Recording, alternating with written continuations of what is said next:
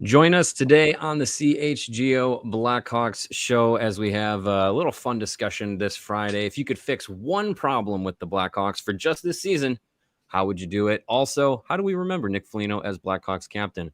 That and more on today's CHGO Blackhawks podcast.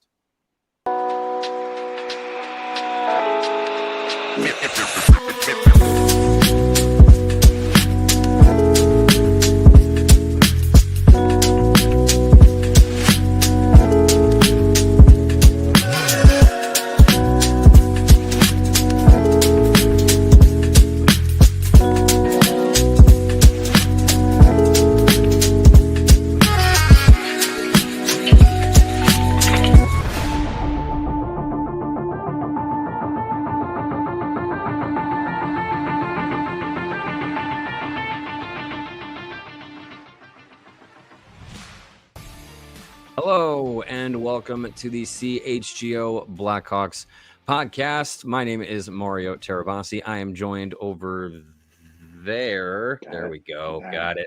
By Greg Boysen. Jay is off today. He'll be back on Monday with Greg. Turn my head that way. There we go. With Greg and Jay on Monday. But yeah, we're going to close out the week. Hopefully everyone is having a good week. I'm seeing in the chat some issues with power outages and flooding. That's never fun. Hopefully everything's okay out there. And yeah, give us a like on YouTube if you are watching there. Make sure to subscribe to the CHGO Sports YouTube channel. And if you're listening to us on a podcast, whatever one it is, we love you for it. Give us a thumbs up or a 5-star review or both or whatever your podcast app tells you to do. In support of us, that would be much appreciated. And if you haven't become a diehard yet, now is a great time. I hear Bears season is underway, and I hear we have a new Bears podcast. Hogan Johns is part of the All-City Network, and for an introductory 1-year offer, new diehards can sign up for $36 for 1 year. You get 20% off of all merch and events. You get access to our Diehards Only Discord channel, also access to the Diehard written content and tons of other perks, as well as a Hogue and Johns t-shirt. And for $59 for 1 year, you get all the same Diehard perks, and you get a beautiful Hogue and Johns hat. I have already put that in my shopping cart at the All-City store. So be sure to jump on that if you aren't already a diehard. We would really appreciate it. Greg, third day in a row chatting. How you doing? It's Friday. It's got to be good, right? Sure. Yeah, things are all right. Not having to try to get home from the West Loop this afternoon and just staying home for the day. Even better. Get to talk hockey and not even leave the house. That's a good day. And just one show today instead of 3 yesterday. Yeah, I mean, it's funny how it goes for like, hey, I have no shows to do for 6 weeks, and then all of a sudden I do all of them. But it's keeps you busy. It is. It's a good thing. It's no such thing as too many shows. That's true. All right. Well, I guess I'll leave it up to you. What do you want to start with? Because we got a couple of things that have been bouncing around in my mind since yesterday. We've had no signings yet. Arvid Soderblom is still on track to have his arbitration on the 28th. Wyatt Kaiser is still needing his contract extension as RFAs. So we got not much news going on with the Blackhawks. So do you want to take a look at the Eastern Conference and the domination that the Florida Panthers and seem to have on the conference and the league for that fact, being back-to-back champions? Or you want to talk a little, we'll go Blackhawk specific first. What do you want to do? I don't know. Let's start Blackhawk specific. Get the stuff we're getting kind of tired of talking about out of the way, and then we can talk about good hockey at the end of the show. Sounds good. All right. So one of the things that I think, we've gone through with this offseason specifically is like looking at, where the Blackhawks are, who's going to fill spots, all that stuff. And as we talked leading up to the draft and free agency and all that, and talked about, get all these high-end players as either as free agents or trade pieces, trying to fix what is missing in this team. And Kyle Davidson has kind of gone the route of, he believes that the fixes are already in the organization. They're just not in the NHL yet. But I wanted to do a little exercise of like, we look at this roster and who likely is going to be a part of it for this season and where the lineup shortcomings are and how hypothetically we would fix that shortcoming for this season alone. You can either sign a free agent, you can make a trade, something like that. But when you look at the lineup, what would you say sticks out as the biggest need that this team will have next season? It's going to still be the biggest needed last season. Cue up the Norm MacGyver. Where are the goals going to come from? It should be a little better this year. You know, you've got Frank Nazar for a full season. If he's going to play the way we saw at the World Championships and the way he finished up the season last year, then that should improve. You know, Connor Bedard maybe takes that next step and adds another 5 to 10 goals. But it's still a very top-heavy team. You know, is Ryan Donato going to score 30 again this year? I wouldn't bet on that. So they still need some depth scoring. Unfortunately, there's not a lot of that out there. As far as for this season alone, there's some options you can make for long-term solutions. You know, in a perfect world, you offer Sheet Mason McTavish and you bring him in here for the mix for the long term. That would be, I think, if that happens this summer, I think a lot of people who were sour on Kyle Davidson will all of a sudden feel a whole lot better. There are possibly some trades you can make in season for long term. But for this upcoming season alone, you may have to, you know, there's a couple guys out there that could help with scoring, but not anything that really moves the needle. You know, a guy like Jack Roslovic is a guy I wanted last season. And he scored, you know, over 20 goals with the Hurricanes, but I think he's a guy that he's not looking for another 1-year deal. I know there's been talk Vancouver's looking at him and he wants a 3 or 4 year deal out of this. So we'll see. Maybe a guy like Robbie Fabry is still available. You could probably get him cheap, but he's always hurt and he's not that great.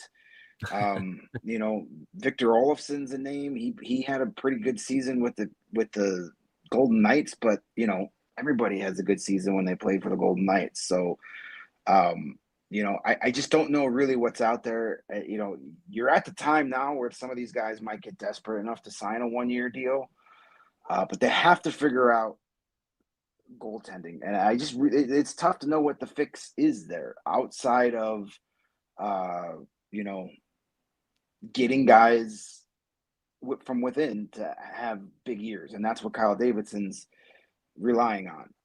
You know, does Nick Lardis get to the NHL and give you 15 or 20 goals you weren't expecting? Maybe. You know, does a guy like Artem Levshunov all of a sudden become that offensive weapon that you're hoping he's going to be? Or Kevin Kurchinski plays the full season and he outscores his projections. Those are all big ifs, and a lot of them likely not happening this season. So, you know, I still would like some goal scoring, and puck. It starts with puck possession. If Jeff Blashill could figure out a way to coach this team to have the puck more, you'll score more goals. I mean, it's natural.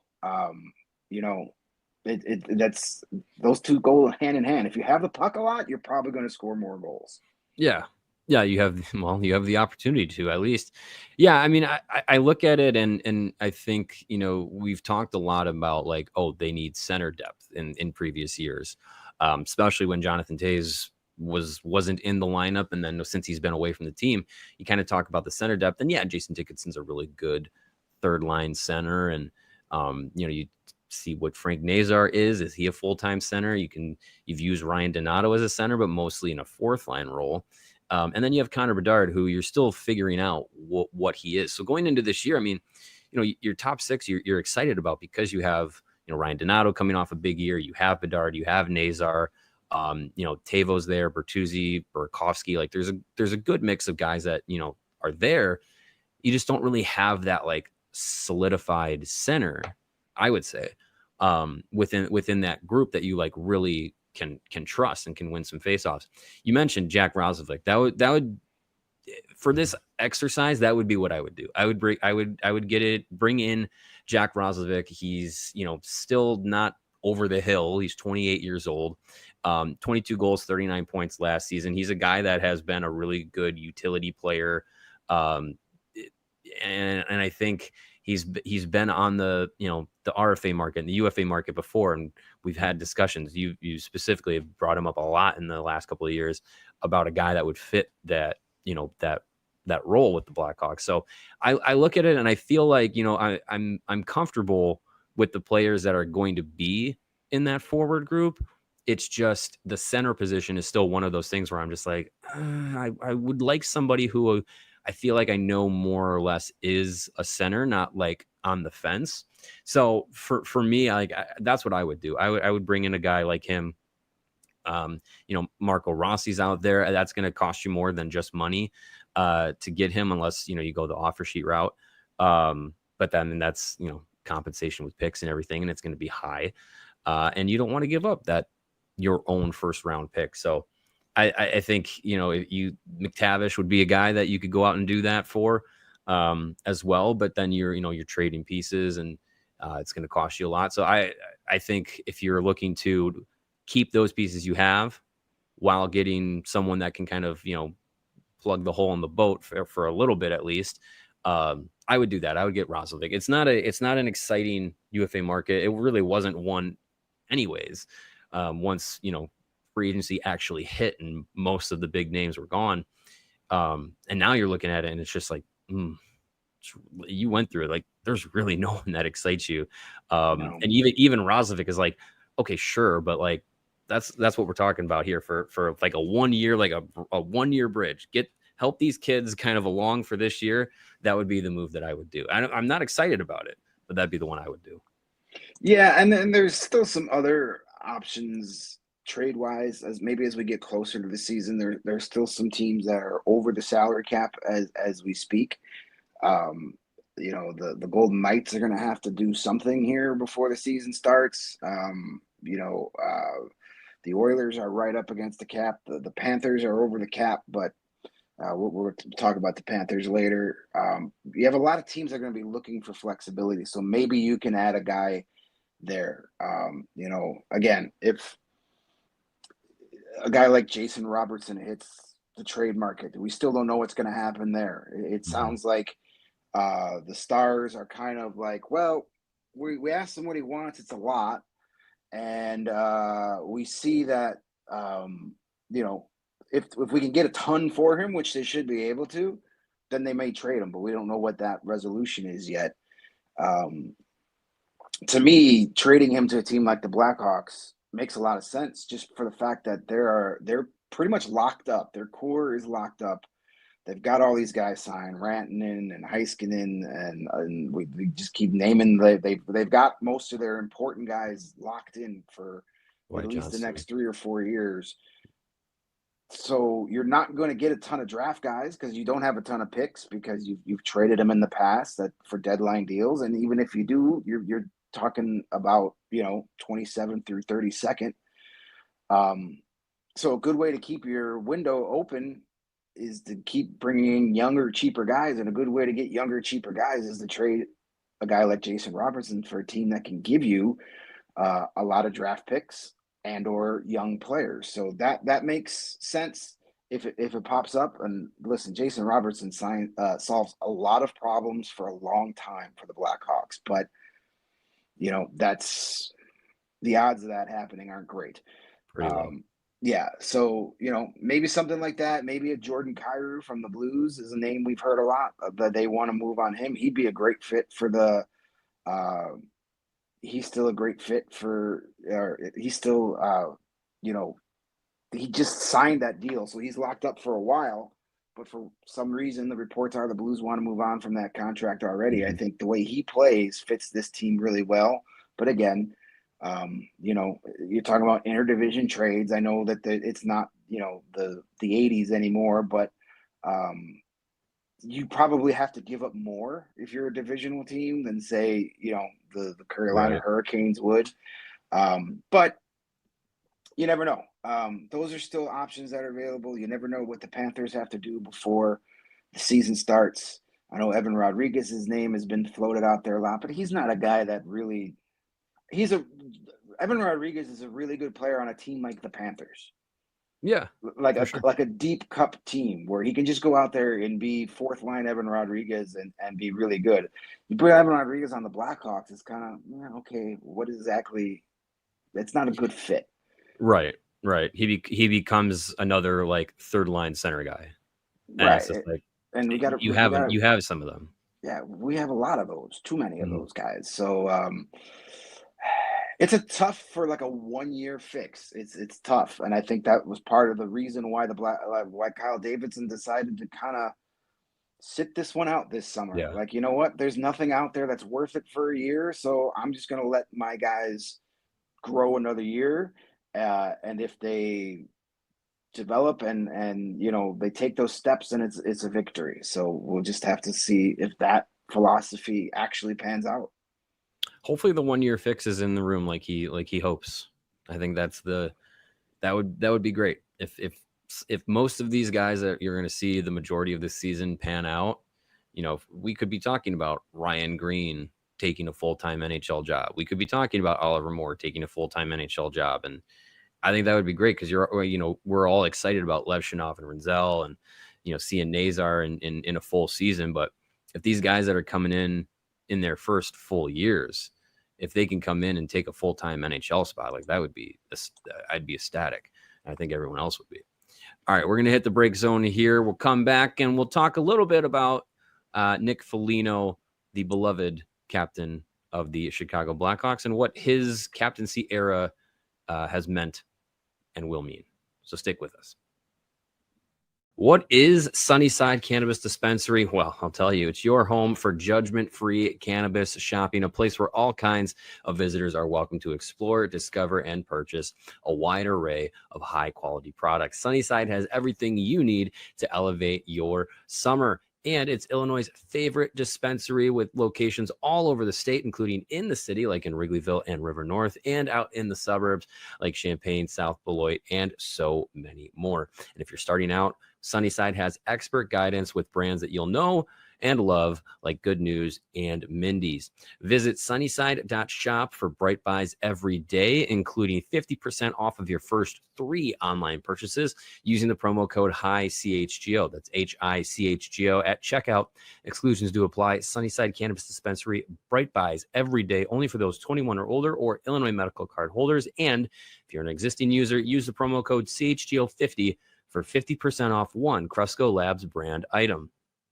And it's hot, if you haven't noticed. And when it's hot, you sweat and you might be stinky. But if you have Mando, you won't be stinky. You might still be sweaty, but you won't be stinky. Mando is whole-body deodorant, safe to use anywhere on your body, like your pits, your balls, your thigh folds, your belly button, your butt's crack, and your feet. It was created by a doctor who saw firsthand how normal body odor was being misdiagnosed and mistreated.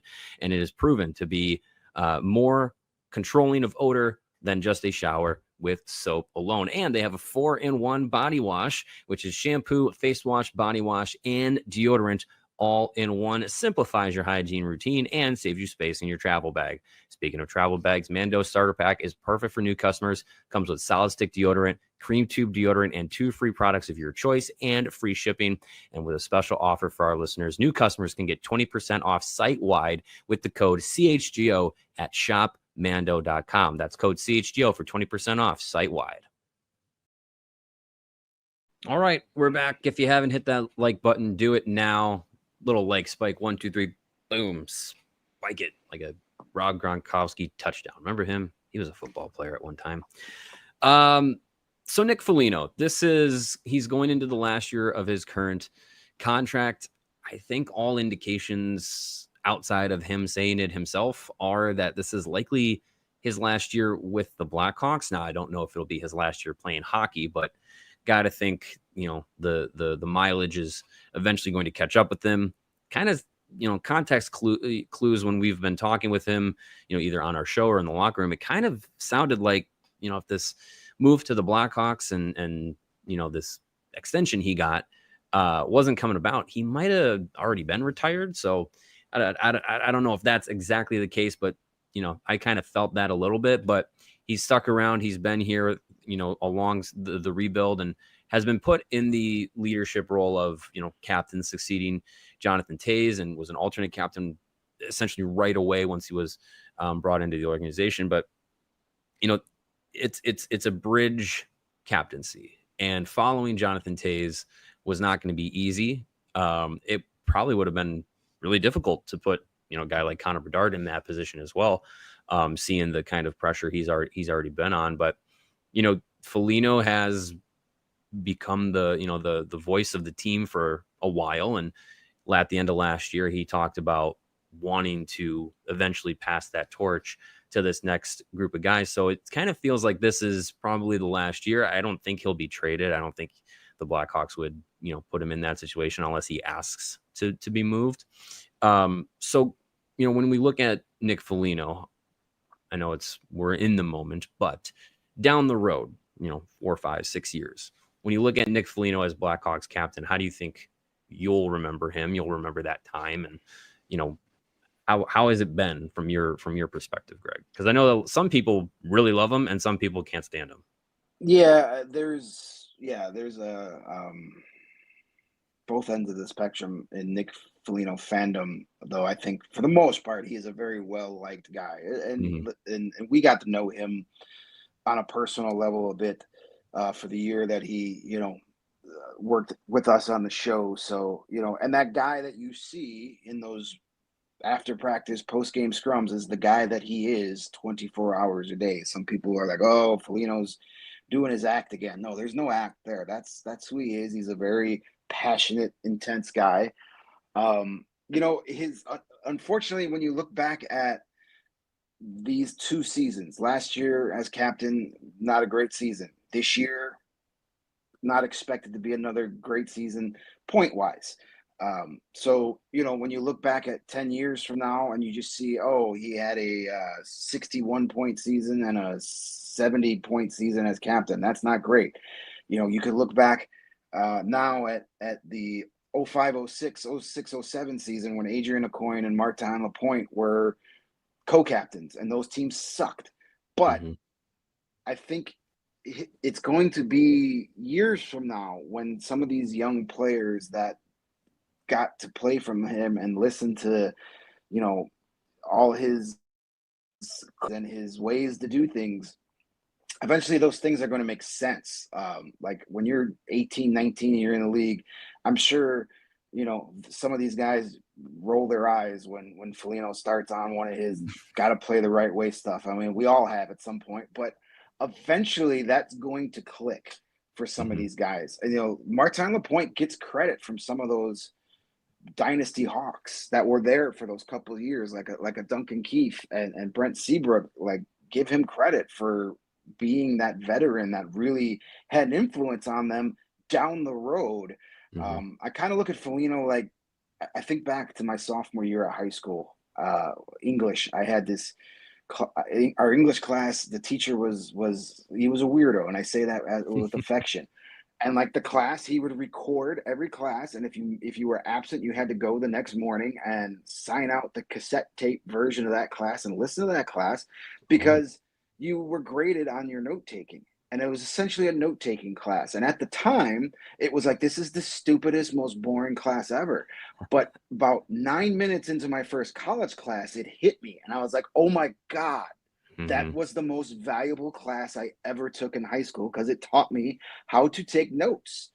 That it took 3-4 years for those lessons to finally hit me. And I think some of the Folignos might be the same way, where like Connor Bedard 2-3 years from now might be go, oh my God, that's what he was talking about when he said that to me 55 times in my rookie season.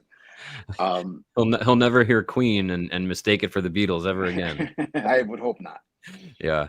And I kind of, I see that too. And I think it really does kind of fit into that like team dad kind of role that he ended up getting, put into, because he was housing Connor Bedard for a while. And, it really had to take up that mentor role. And especially this season, it's going to be so many young guys that are going to be, in the league, some of them for the first time, or just still trying to find their legs in the NHL. And he's going to be a guy that, will be there as a resource. And it really does feel like, when you were,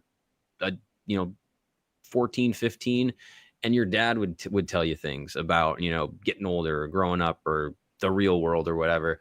And then, when you're in your 20s, you're like, oh yeah, I was the snot-nosed kid. My dad was right. And then you kind of learn those lessons. And it could be that kind of scenario with Foligno. And I think from a fan perspective, like we said, there are people that really like him. I remember his first year. It was midway through the season. We were already like, this guy is the captain. Like, he's the leader of this team. It's unquestionable. If you wanted to name a captain, make it Foligno. They eventually did, but they did it in a more, not in the mid-season or anything like that. But, and when he was on with us, that was the first, that was before he was captain. That was that first year. He said, like, he just, the reason he didn't come back is because, well, he became captain. He knew he was going to be, out front more, and he wanted to start trying to step back from being that out front presence. And I think we're going to see that this year. I think this is going to be a year where he no longer is going to be the guy that's, I could be wrong, but I would think he's no longer going to be the guy that's going to be the go-to. I think a lot more of these younger guys are going to start, getting their footing, talking more. I feel like we're going to hear a lot more from Alex Vlasic this year, a lot more from Frank Nazar this year. We already hear a lot from Connor Bedard. But I think that passing of the torch is going to be something that we see this season. And I think, when you look back at like the history of Blackhawks captains, there have been some really big ones, obviously Jonathan Toews, Chris Chelios, Dirk Graham, like these guys that were, long-term captains through some great eras of hockey. Stan Mikita, all the way back there, and then Martin Lapointe and Adrian Coyne. That was going to be, something that I brought up, because it's like those are such forgettable years, and I think down the road, like, these years might be forgettable in like 10 years for some people, because hopefully the Blackhawks are letting you forget them by playing good hockey and contending and winning. But I feel like that foundation that Foligno and this leadership group could lay for the next wave is still really important. And I think, as far as, from that perspective, and from, the personality too, like, I think he's a guy that is not only showing them like the ropes of being in the NHL, but also like how to handle being a professional as well. Yeah, I think Nick Foligno's contributions to this rebuild are going to be far more what he's done off the ice than on the ice. Sure, he can lead by example on the ice, sticking up for a teammate, playing, a between the dots kind of game, doing whatever it takes, practicing hard, all that stuff. But it's those things off the ice, those lessons he teaches them. And we just saw last week or whatever, a few days ago, taking some of the younger players, they're hanging out at his ice cream shop and right. I got a dad trip. That stuff means a lot. And I think that's part of this whole being a team thing that gets overlooked and is a bit underrated. It's, the more you care about each other off the ice and as friends and teammates, the more you're going to care about lifting each other up on the ice during the heat of the moment on the game. Liking the guys who are on your line helps you play better. Mm-hmm. It helps you play harder. It helps you do those little things.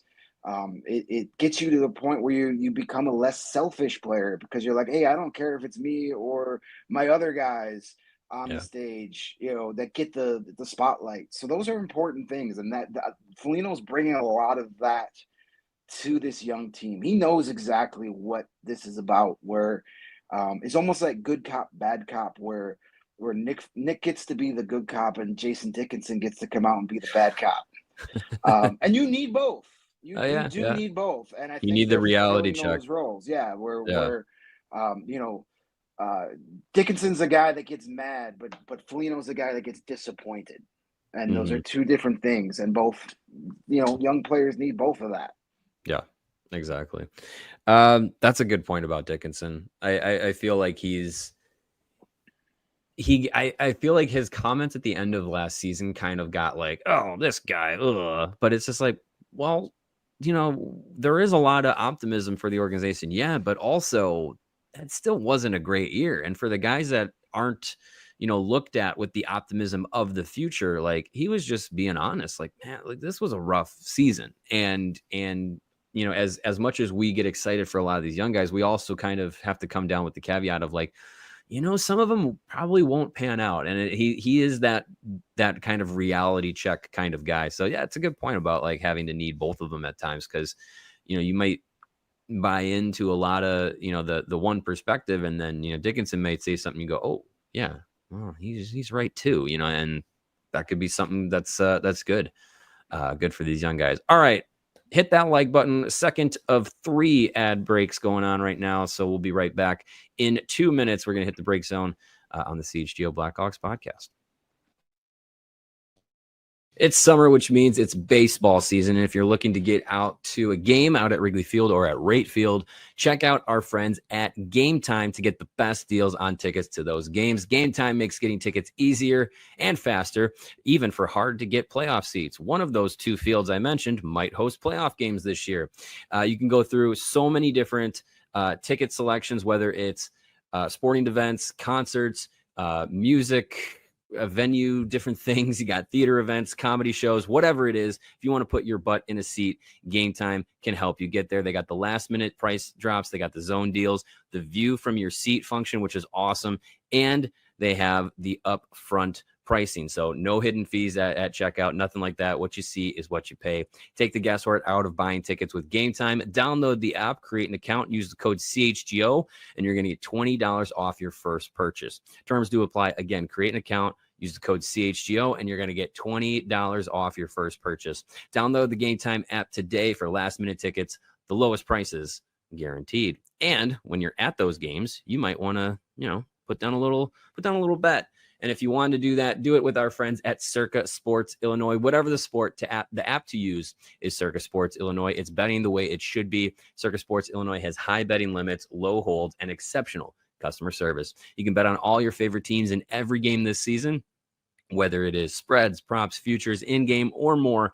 Circa Sports has it. Fund and bet like a pro anywhere from any time in Illinois. Download your new bookie today at circasports.com. Must be 21 or older. Again, that's circasports.com. If you or someone you know has a gambling problem, you or someone you know can call 1-800-GAMBLER. And we're back. Want to take this opportunity now here to kind of look around the league. We talk about the Blackhawks enough. Let's look around the league. And I know when you and I were together a couple weeks ago, we did the who got better, who got worse in the Western Conference. In the Eastern Conference, let's just focus on the good teams. And at the top of the list is the Florida Panthers, obviously 2-time defending Stanley Cup champion, and a team that this offseason did not get worse. And I know they didn't win their division last year, but they were primed for the postseason, and they were the defending Cup champion, and they were able to get it done all over again, and kept all of those guys that helped them do it.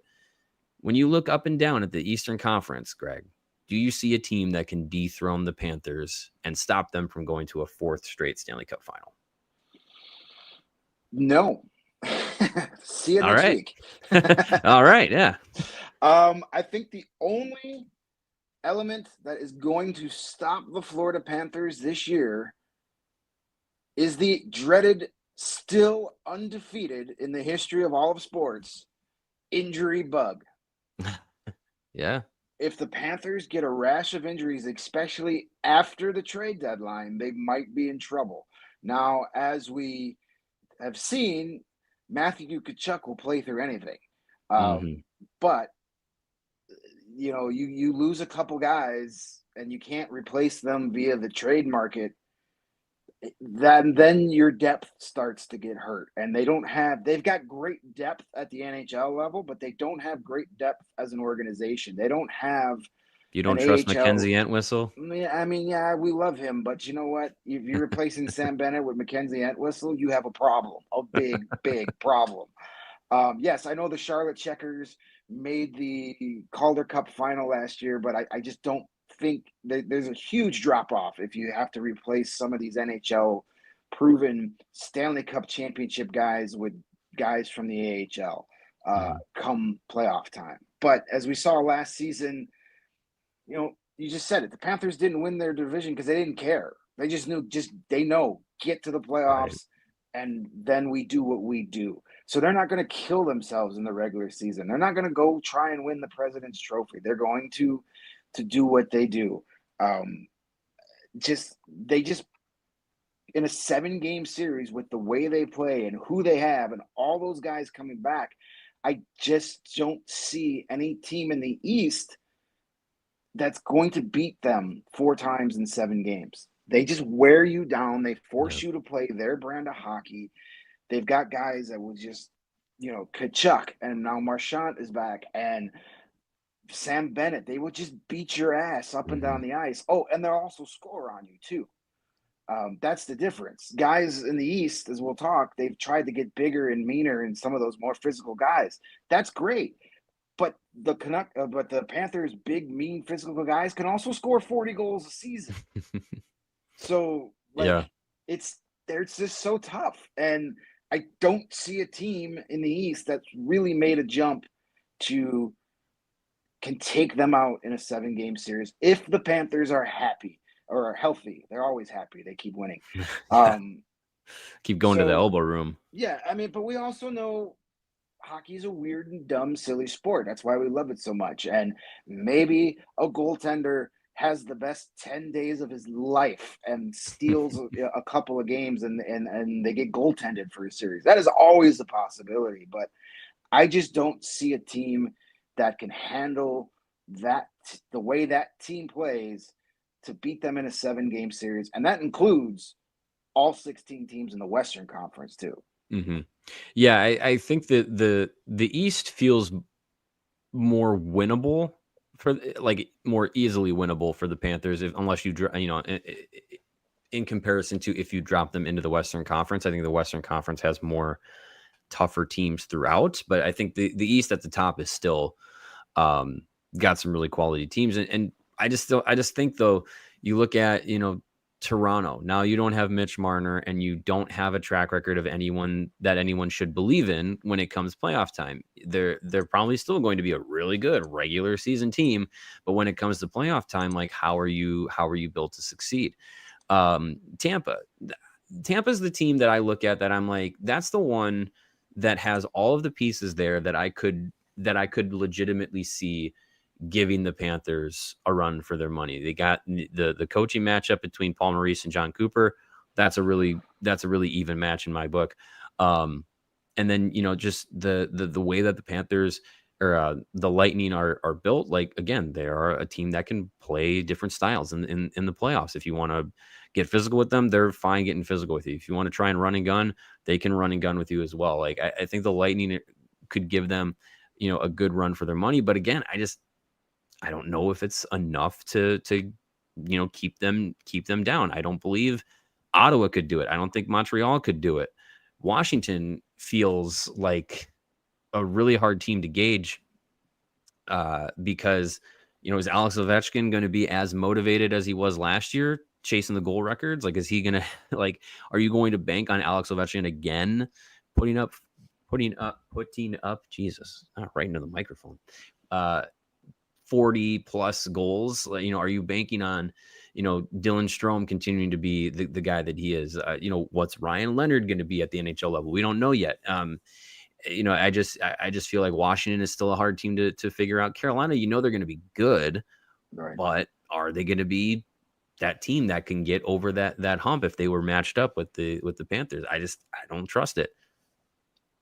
Yeah, I mean, you mentioned Tampa. On paper, they look like they're a team that can They got guys like Brandon Hagel that can play that Panthers style of game, or Eric Cernak, Anthony Cirelli. Those guys can mix it up with the best of them. And if you remember last year, there were a lot of highly paid pundits who picked the Lightning to beat the Panthers in the first round last year. And then the Panthers looked like they were just playing with their food in that series. I mean, they absolutely dominated the Lightning in that series. So, I just don't. And Tampa's another year older, so who knows where they're at. Carolina's a team you mentioned, but they went out and got Nikolai Ehlers. He's a really nice player. Is he a guy that scares the Panthers? Not in the least. Seth Jarvis is a really nice player. Logan Stankoven's a really nice player, but the Panthers are going to push those guys around. And again, the Hurricanes, every season, they're going to have unreliable goaltending. It's been a downfall theirs in the past. Freddie Anderson's really nice, but it's only a matter of time before Freddie Anderson is hurt again.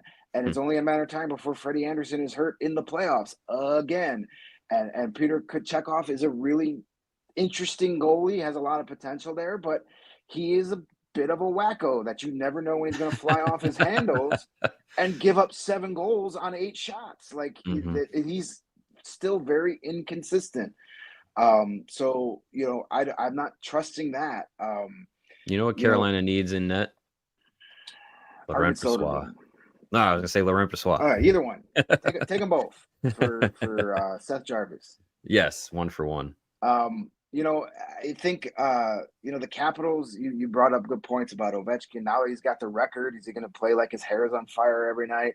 Are they going to play to get him the puck every night like they did? I still think they're a pretty good team. They're not a President's Trophy contender this year, I don't think, but they're still very good. They've got one of the best coaches in the league, and they're still a very deep team. The Canadians are going to be the sexy Eastern Conference pick. You watch. People are going to fall. They're going to replace the Carolina Hurricanes and the New Jersey Devils as that. I'm smarter than you. I'm picking the Montreal Canadiens. They've got some really good players, but they're still another year or two away before they really are ready to take that next step. I don't think they have enough to beat the Panthers in a 7-game series. They don't. They look pretty good up and down the lineup. They've got some players that can match up well with those big players from the Panthers, but look at their goalies. I mean, I don't see that being good enough. So there's just not enough teams in the East. The Rangers might be they're due for a rebound. They're not as bad. I mean, they weren't as good as they were when they won the President's Trophy 2 years ago, but they weren't as bad as they were last year when they missed the playoffs completely. They got Mike Sullivan. That should be an improvement. They've made some roster changes. Hopefully they can avoid, well, for their sake, not mine, but hopefully they'll avoid the dumpster fire drama that derailed them a lot. But they're not a team that's beaten the Panthers. They're too perimeter. A team with Zibanejad and Artemi Panarin are not going to play inside the dots enough to beat a team like the Panthers in 7 games. So it's the Panthers' conference to lose at this point. But again, you never know. Look back to 2019 and the Tampa Bay Lightning were anointed Stanley Cup champs before the playoffs even started, and then the Columbus Blue Jackets took them out in 4 straight. Nobody saw that coming. So stranger things have happened, but it's going to take the Panthers beating themselves for them to not at least get out of the East. The East is the weaker of the 2 conferences by a lot. I think the West is so much more even with the Blackhawks and the Sharks in the West. Yeah, I mean they're a much more top-heavy conference. Where if you look in the East, and listen, what happens to the Devils last season if Jack Hughes stays healthy? But are they good enough? Are they good enough to beat the Panthers? I don't know. They've got the goalie situation figured out. They do have some guys like Timo Meier and Stefan Nason who can play that Panther style, absorb that physical play.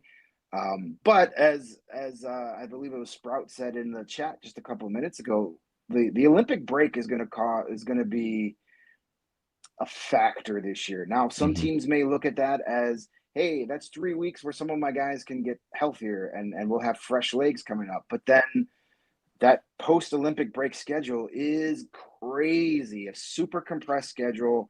Teams are going to be susceptible to injuries. So that's a thing. It's going to change some teams' outlooks for the better, and it's going to screw at some teams' championship hopes.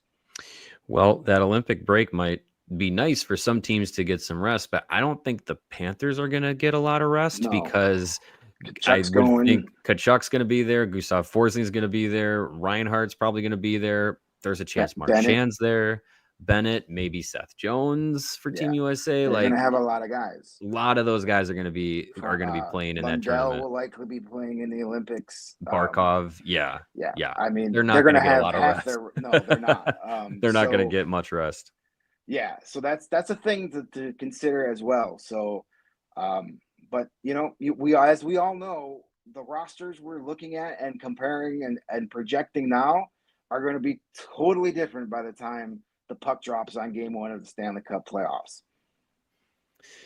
Absolutely. All right. One more break zone. Make sure to hit that like button. Make sure to subscribe if you haven't. On the other side, Greg, I'm glad you brought up that comment about the Olympic break because I want to have a small Olympics discussion about the Blackhawks. Will any Blackhawks be in the Olympics? We'll have that discussion on the other end in 2 minutes on the CHGO Blackhawks podcast.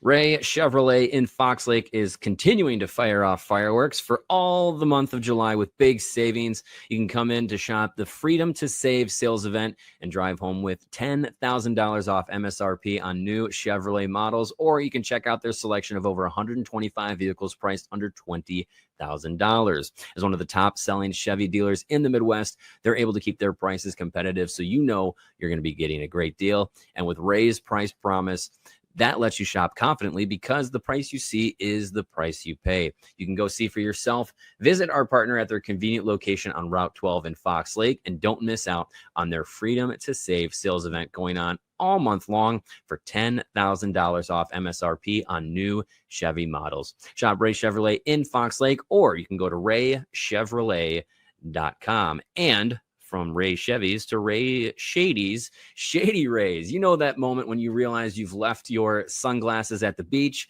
or on the roof of your car and you take a big turn, they fall off, crack, and never see them again. Or you left them at a gas station on your road trip 3 states away. We've all been there. But with Shady Rays, they've changed the game because the sunglasses are made for real life, meaning they are seriously good looking, polarized, durable, and not stupidly expensive. And the best part is, if you break them or you lose them 3 states away, Shady Rays will send you a brand new pair. No questions asked, no guilt trip, just a replacement. So now you actually can wear your sunglasses without fear. Shady Rays is the eyewear that has your back. We've teamed up with Shady Rays for a long time, and right now we're bringing you an exclusive offer. You can go to shadyrays.com, use the code CHGO. When you do, you're going to get 35% off their polarized sunglasses. Try it for yourself. The shades rated 5 stars by over 300,000 people. All right, we're back. We're going to wrap up this Friday with some Olympic talk. I'm so glad it's back. I'm so glad the NHL is going to be back in the Olympics. And we had a slight taste of it in the Four Nations face-off. If you'll remember back, the wild games between Canada and the USA, and also Finland and Sweden were there too. And I think it definitely reinvigorated a lot of that excitement for that international play and those best players being able to face each other on the biggest stage internationally for the Olympics. And at least for me personally, seeing Alex Vlasic and Frank Nazar play for the Team USA at the World Championships, that also gave me a little juice too for those guys and their futures. How many Blackhawks do you think will be playing at the Olympics? I think Tavo is in. Mm-hmm. It might be it. Well, if Lucas Reichel's still a Blackhawk, he's likely playing for Germany. Yeah. Okay. Yeah. If he's still a Blackhawk, if he's still a Blackhawk by February, that's true. Right. I know a lot of people think, the way Nazar and Vlasic played, but you basically we kind of know what the rosters are going to be because of that Four Nations last year. Right. Obviously, there'll be some injuries and stuff like that, but who are they going to replace? That's what I'm who's coming off those rosters? Like you look at Team USA, like Chris Kreider. I'm not taking him to the Olympics. Didn't think he should have been there at Four Nations face-off. So maybe you take him and you put a Frank Nazar in front of him. But I'm sure there are going to be plenty of other U.S. forwards that are going to make that push too. Outside of that, I don't see anybody from that forward group. Maybe Brock Nelson. Maybe you think he's a little too, slow for that type of Olympic ice. Because here's another thing: you're not going to be playing on NHL rinks at the Olympics, which It'll you be were. international. It's a bigger, wider, longer rink, and a guy like Brock Nelson might get victimized on a bigger rink. So as far as defensemen go, I don't know who you're pulling out of that defensive group to put Vlasic in there. Brock Faber, Adam Fox, they're coming back. Quinn Hughes isn't going anywhere. Charlie McAvoy, if he's healthy, he's going to play. Zach Werenski, Jacob Slavin, and Noah Hannafin. Who you taking out of that to put Alex Vlasic if they're all healthy? Probably nobody. So as much as we love Alex Vlasic and as great as those two guys played for the World Championships, I just don't know if there's anybody that they're taking off that roster to put on. And that's the same thing for Connor Bedard and Team Canada. First of all, Connor Bedard is going to have just a ridiculous start to the season. Like, he's going to have to be MVP candidate through Thanksgiving. Yeah, he'll have to have turned a corner from the guy that he's been so far these first two seasons for sure. Yeah, but then again, who are you taking off of that Four Nations team for the Olympics and Canada and that forward group? Maybe Mark Stone isn't healthy enough to go play. Do you swap out a Travis Konecny or an Anthony Cirelli? Maybe. But those guys play roles. It's Right. not just, you're not just trying to line up It's not an all-star game. 13, 14 best guys. Yeah. You're trying to build an actual team. So like, you're not going to, if Cirelli doesn't make the team, he's going to be replaced by another, guy that plays his style. You're not going to swap out what Anthony Cirelli brings to the lineup for what Connor Bedard brings to the lineup, because they're two different types of players. So the only other guy that could be a long shot, possibly Spencer Knight. If one of those U.S. goalies maybe gets injury, or if Jeremy Swayman has another down year and Spencer Knight is great, maybe he's the guy that gets to go get a free trip to Italy and be the third goalie and have a great time. Because Hellebuyck and Ottinger are the top two for sure. But if one of those guys is unavailable, maybe Spencer Knight is an option at goal. Yeah, you probably also have some competition with Dustin Wolf as well. Because just the way he's been playing, like he's on that trajectory. I look at some early projections here for Team Canada and Team USA. These were done by Matt Larkin, Jeff Merrick, and Anthony Trudeau with Daily Faceoff. And both Matt Larkin and Jeff Merrick have Macklin Celebrini in for Team Canada. Of course they do. Everybody's hero, Macklin Celebrini. Both of them have Celebrini in for Team Canada in the forwards group, and it was Anthony Trudeau who had Alex Vlasic listed as a cut for his Team USA defensive group, which included Hughes, Slavin, Hannafin, Werenski, Faber, McAvoy. I mentioned all those guys, Jake Sanderson, and he also had Seth Jones in there, former Blackhawk. But he had Adam Fox, John Carlson, Jackson Lacombe, Lane Hudson, and Alex Vlasic as his cuts. So for Vlasic, I think being in the conversation is already a feather in your cap. Being part of that World Championships Team USA group that got a gold medal, like that helps put you on the radar. And he's going to be, that's going to be a really tough assignment to get into the top 8 defensemen for Team USA because it is so loaded. But if he comes off, the way he finished last regular season, the way he played at the World Championships, and is a top pair defenseman, and is logging 22, 23 minutes a night for the Hawks, and looks like the guy that he has been in the past season. Like, I think that's going to give him a really good shot, at least to be on the radar for Team USA in their selection process.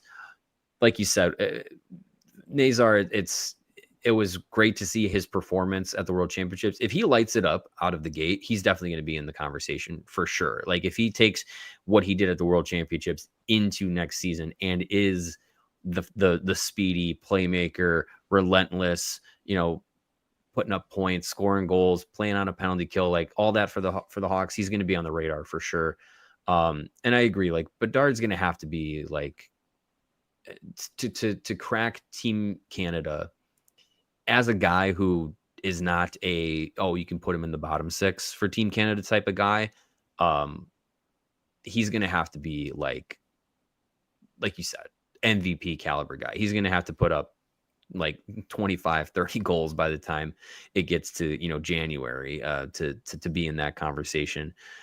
Because I think with the reason it's not crazy to say, Celebrini's in that mix is because Celebrini has the two-way game that I think he can be versatile for a Team Canada rather than Bedard doesn't. He has a top-end offensive game. If he can tap into it, he can be useful for Team Canada. I just don't know if that style is going to work. Like, is he going to outshine some of these other top guys? I just don't know if that's going to be the case. Yeah, it's tough for these Hawks. I mean, as much as we love Alex Vlasic, I mean, just those names we've read off. U.S.